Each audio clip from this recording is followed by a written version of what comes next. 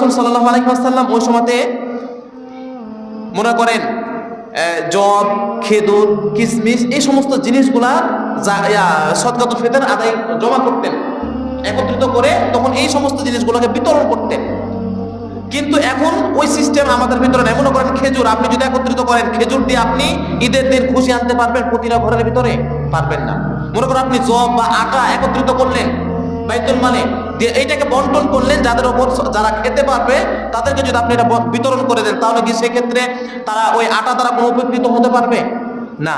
এই জন্য ওলামায়ে কেরাম, ফুকাহে বিদরা চিন্তা ভাবনা করে ওই সমপরিমাণ